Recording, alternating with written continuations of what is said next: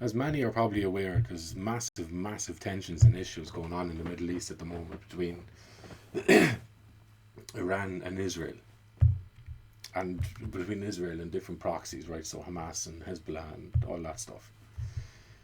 So the Irish Defence Forces have a history of sending peacekeepers to these regions, predominantly, right, and Africa as well, on peacekeeping missions to assure that there's no encroachment for either side in certain areas, that kind of stuff, right?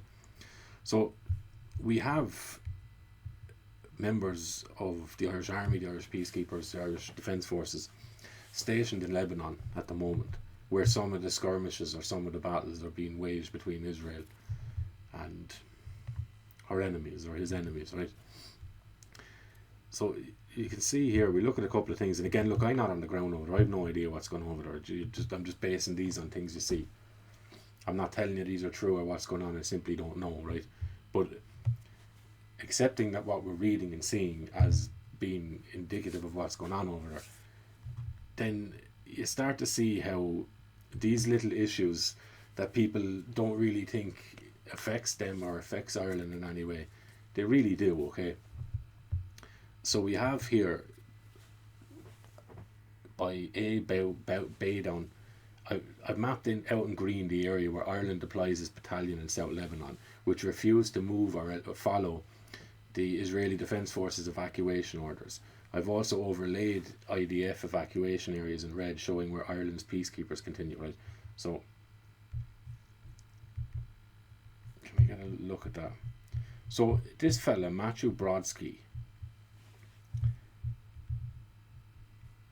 and Keith Woods describes him as a Jewish supremacist of the Gold Institute, actually has a long history of glorifying violence against Irish people, right? So this man said Israel should carpet bomb the Irish area and then drop napalm over it. So you might have family members over there that believe that their work is upholding peace and it is allowing the world to be a little bit more of a safer place.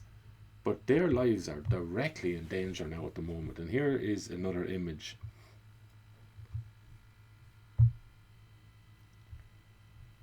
And this is from Lebanon, and this is taken from one of, what would you even call it, one of the places where the Irish peacekeepers are stationed.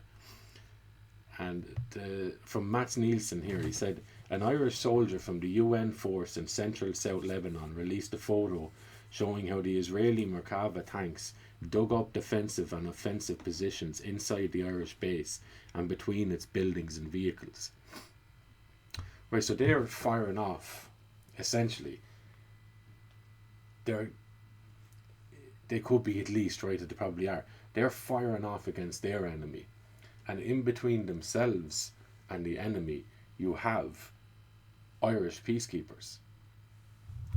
So we will have another little clip or another look at Mick Connell, who is a retired soldier now, so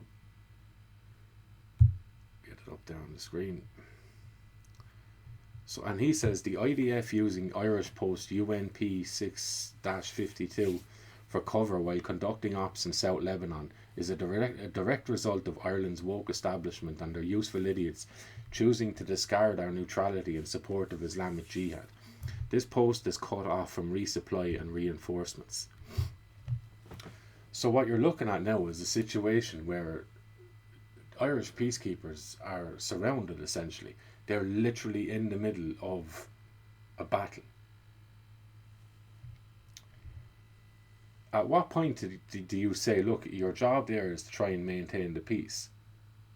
But recognizing what's going on, there's no peace to be attained here, in this moment anyway. So you're out, lads.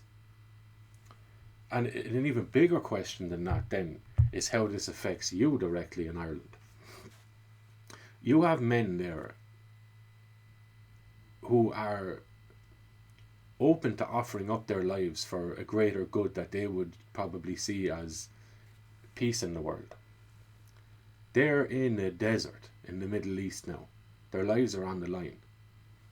Ireland is experiencing some of the most outrageous tyrannical government policies and government abuse of power and authority that this state has probably ever seen, at least as blatant as it is, right?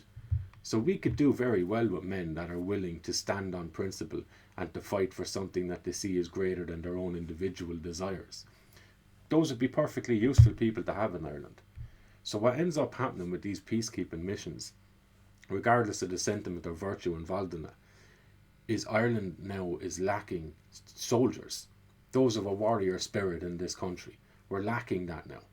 And these people's lives, probably some of your family members' lives, are directly in the balance now because of what's going on in Lebanon and where they're placed and the decisions that have been made around that from the IDF and other bands that they're fighting, Hezbollah, etc. Right? So this is how these Middle Eastern things affect Irish people, both directly and indirectly. Not good.